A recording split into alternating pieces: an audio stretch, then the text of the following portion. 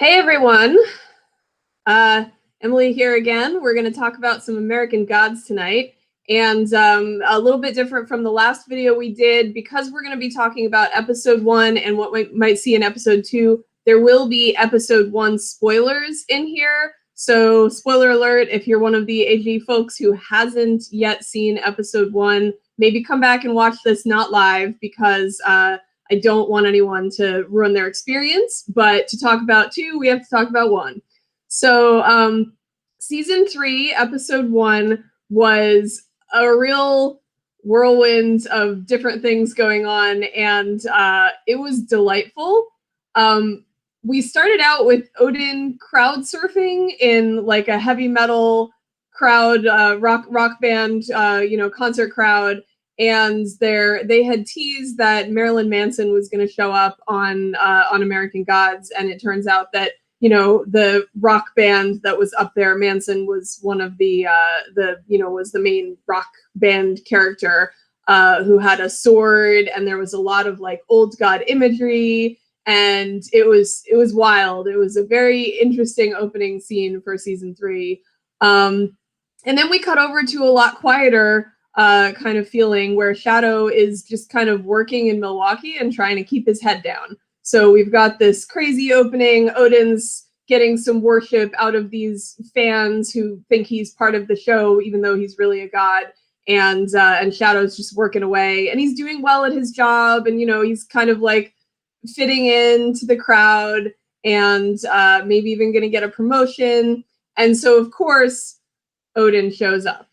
So he he's like, oh, my day was going so well. What else could happen? Of course, Odin comes around. And I gotta say, my favorite thing about this, among many things to do with Ian McShane, who's just a delight, is that he shows up wearing, like, it looks like an off-season ski instructor who decided to go bumming around on a warm coastline. Whatever his wardrobe is, it's great. He's got like sunglasses with a heavier coat and a patterned shirt and boots, and it's a weird look that amazingly works on him. So go Ian McShane for that craziness. And of course, people have been commenting Ricky Whittle as Shadow now has hair, and some people like it, some people don't. I think it's a nice change of pace. I think he's been quarantined with everyone else, so obviously his quarantine hair is growing in. No, I mean, I know it's just for the show, but it's kind of fun. So Odin comes to town, and he's trying to get Shadow back into the team where, he's Shadow just wants to kind of go ahead and do his thing. And so there's some back and forth going on with that where, Shadow's like, get out. And Odin's like, but come on, we're buddies, come back, So there's a lot of that going on. And then we switch over to seeing what's going on with the new gods. So we've got Mr. World turned into Ms. World now, played by, if I'm remembering correctly, Dominique Jackson.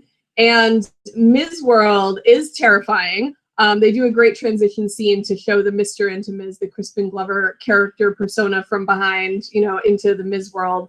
And then she goes out there and is like meeting with all of her lackeys, including Technology Boy. And she's not happy.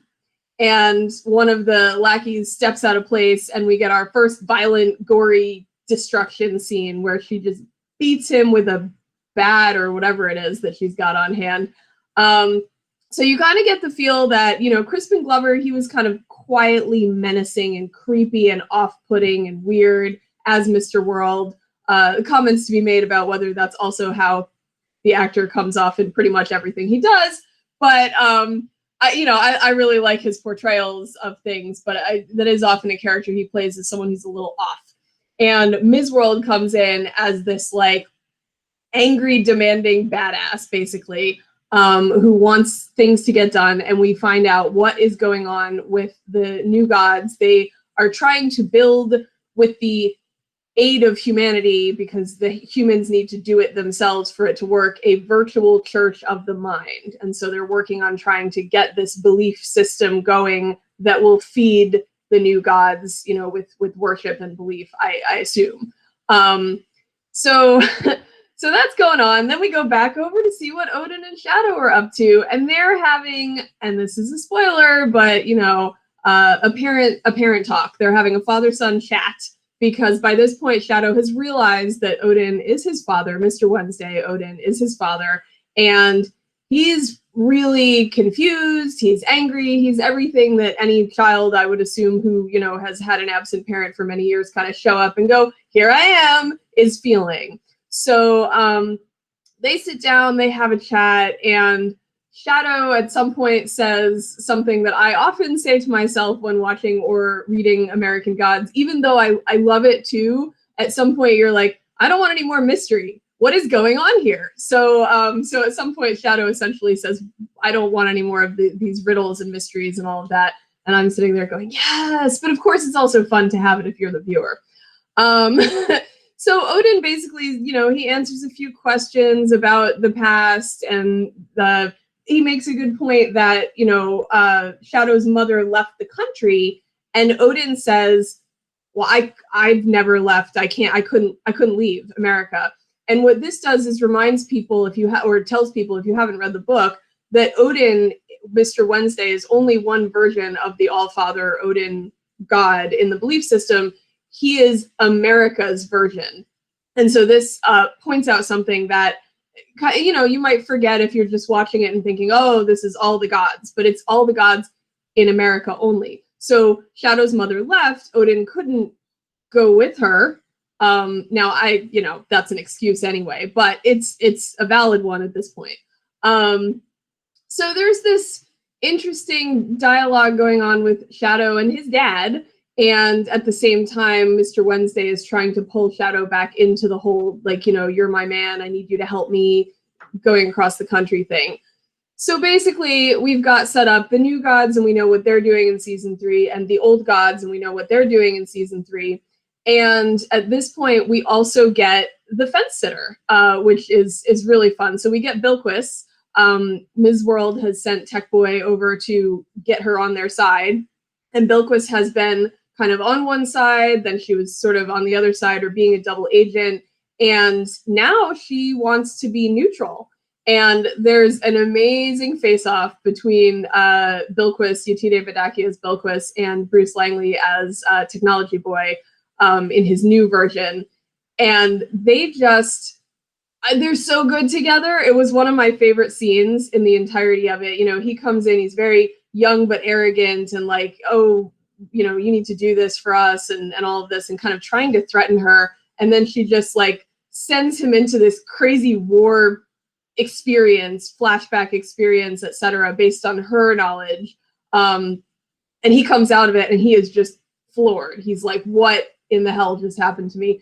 And it's just, the actors are so great, and it's a fantastic scene. So that was a lot of fun. Meanwhile, back in, you know, Old Godland, Shadow and Mr. Wednesday are going to visit a Native American or indigenous god, Whiskey Jack, who's also pronounced Whiskey Jack? I apologize if I'm pronouncing the original any way that's wrong, but it's a Lakota Sioux god, if I'm remembering correctly. And, you know, Wednesday's trying to get him on their side, and then there's some, you know, back and forth about the obvious fact that, well, in this story anyway, that Wednesday's or Odin's followers killed Whiskey Jack's followers and caused, you know, amazing amounts of trauma and death for all of the people, the indigenous people, when they came over from, you know, all the different places that they came from. So he's not inclined to help. So that's pretty much what's going on there. And we also get the introduction of Wednesday's fiance, Cordelia, and she kind of shows up out of nowhere to pick them up after they've gone on this inside a trailer mine journey into the forest where they've met Whiskey Jack. And so she comes afterwards, and you know, Odin tries to get Shadow, I almost said Ricky Whittle, you know, Odin tries to get Shadow to go to Lakeside, where he has been pushing Shadow to go for a little bit. And Shadow's like, no, I just want to live my life. I just want to live my life. Leave me alone. I've gone with you now again. Leave me to do my thing. And so Odin's like, or Wednesday is, all right, well, let's drop you off at the bus station. They drop him off. And this is my other favorite scene, along with the Bilquis and Technology Boy, is where Shadow's trying to buy a bus ticket to like 15 different places, like Detroit and Chicago and this and that. Anywhere he's trying to buy a ticket because it's starting to snow and the weather is going to be bad and there's a blizzard. And he tries to buy a ticket and like everything is canceled. And it's this great little comedic scene where the woman at the counter is like, oh, there is one ticket left. And he's like, where is it? She's like, Lakeside. And he's like, all right, give me a ticket. So he can't win. He goes off to Lakeside, and immediately we get a view of Lakeside that we didn't get when you read the book, because in the book you're getting Shadow's experience, whereas of course on the TV show you get to see the entirety of it, you know, kind of as a whole. And so you get to see, and this is also something with Shadow himself as the narrator of American Gods, the book. You know, I didn't have a real affinity or bonds with him as a character at first, and maybe even not throughout the whole book the same way I do with the character on screen, thanks to Ricky Whittle, and just being able to experience from the outside the character that we've got. So so I thought I think that's really interesting, and it folds over into seeing how Lakeside is as a whole town, you know, how you or I would experience it coming in and finding this charming small town Midwest American place. And he is, you know, Ricky Whittle's Shadow is freezing. He's gotten off the bus. He doesn't have a coat, and it's snowing, and there's going to be a blizzard. And he walks into this general store, and immediately the proprietor, Hinzelman, greets him and is very welcoming. Oh, let me get you a cup of coffee, you know, like all this stuff. And it's so friendly, and yet also a little bit unnerving. And maybe that's in part supposed to be, and in part because right now, of course, you know, there's a lot of not friendliness going on out there, and we're all in a pandemic, and it feels so normal in a way that we don't necessarily have right now in the world. But it's a great little scene. And of course, also they've switched over from the book. One of the characters, Hinzelman, is supposed to be a man in the American Gods book, and in this it's a woman, Anne Marie Hinzelman. And it's one of those switches that it works. It just totally works. Sometimes I'm all for whatever works with the story to, you know, make it feel like, if you're doing an adaptation, to make it feel like the story itself. And so like Samuel L. Jackson, if you switch him into Nick Fury and everything, it doesn't feel weird. It doesn't feel wrong. It works. And so who cares? You know, it's like that part, it didn't mess up the story at all to switch his, you know, race in that. And so I liked it.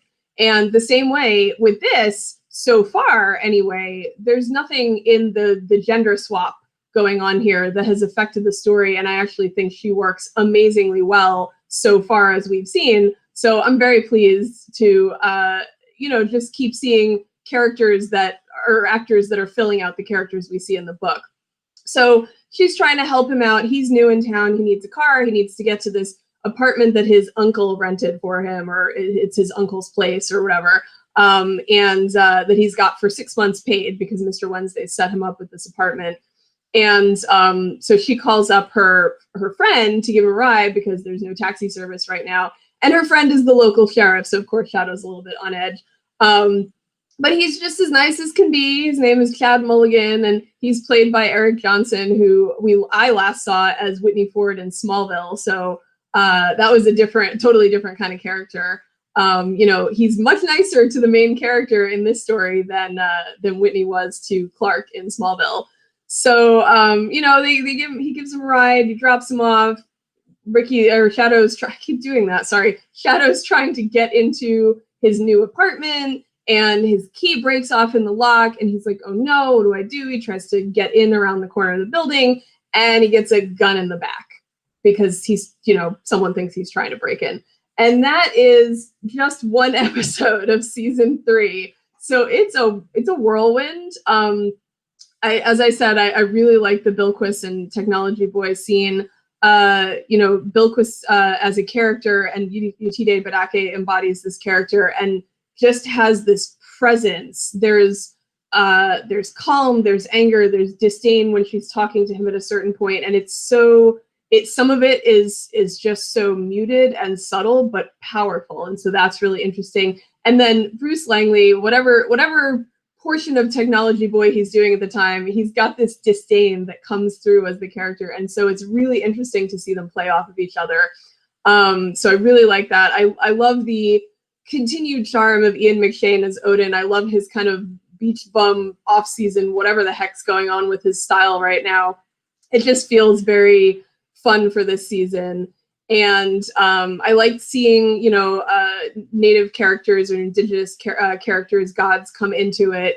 And Odin mentions, or Mr. Wednesday mentions, he's going to visit another one in Utah, I think a Navajo god. So we may see additional gods come out of that, or additional interactions. But I think most of all, what delights me is we're going to see a lot of Lakeside. And I think that Lakeside is an anchor for this part of the story, which I think I mentioned in my last live cast. And I think it allows us to kind of follow the story from a central location for a little while. And also it's fun to see. I want to see what else they do with it outside of what we would see in Shadow's mind in the novel. So that's basically episode 1 and episode 2, which is on the app right now, or you can see it at 8 o'clock tonight Eastern time. I will probably be on live tweeting along with the episode at the Emily ESSE on Twitter, because that's just fun. And last week, the live tweet, some of the actors were on, and it was just a blast to do it. Unfortunately, I don't think they can do every week with us, but it was fun to kind of follow along with everybody's excitement for the new season.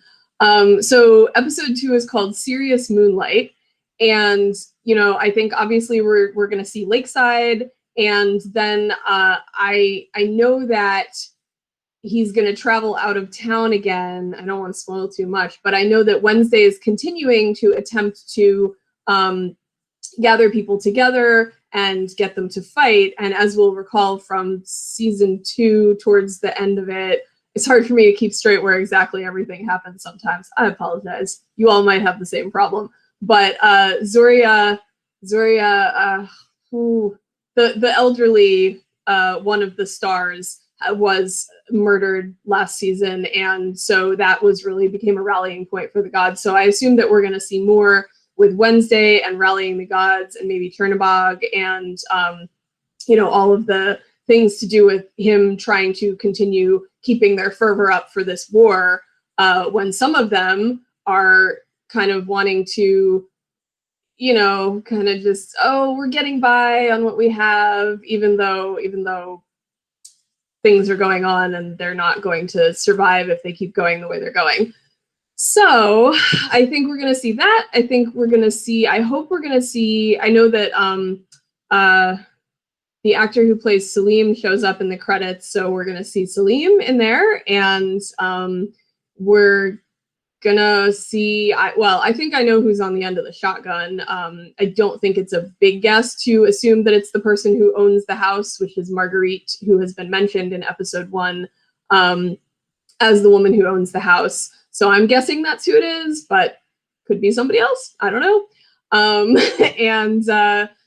Yeah, I think I'm looking forward to the Lakeside aspect. And of course, whenever Ian McShane is on screen, it's a good time. It's a ride. I don't know when or if we're going to see more of it, but I want to see more of Laura and Mad Sweeney's. I mean, so in the episode, well, anyway, I think I don't want to spoil anything, but I think we're going to see more of what might have happened with all of that. And Laura's another interesting character because, like Shadow in the book, I didn't have a great affinity for her. And in fact, she doesn't even show up, you know, in the story until much later in the book than she does in the series, in the TV series. So I'm rooting for her more than I would have thought. And of course, Mad Sweeney doesn't have as big a part in the book as he does in the TV series. So those two are kind of fun because, unlike having read the book, you get a little different kind of adventure that you don't know exactly how it's going to play out, or you don't have as much of a framework for that. So I'm interested in seeing what happens with those two. I'm not gonna lie, I like that pairing. I'm not usually one of those people who's like, oh, the couples, I'm gonna ship them, but I like that pairing. So it's a weird one, but I enjoy it. So let's see. I don't know. Let's see if Brandon, do you wanna come on and see if we've got anything else we want to chat about? Or I think that might be about what we've got for episode 2. I'm looking forward to it, and I'd love to hear what other people are excited about or what their favorite parts are for the first episode or this one today, that if they've seen it or if they're about to see it or whatever. So catch me at the Emily ESSE, and great to talk to everyone. Bye.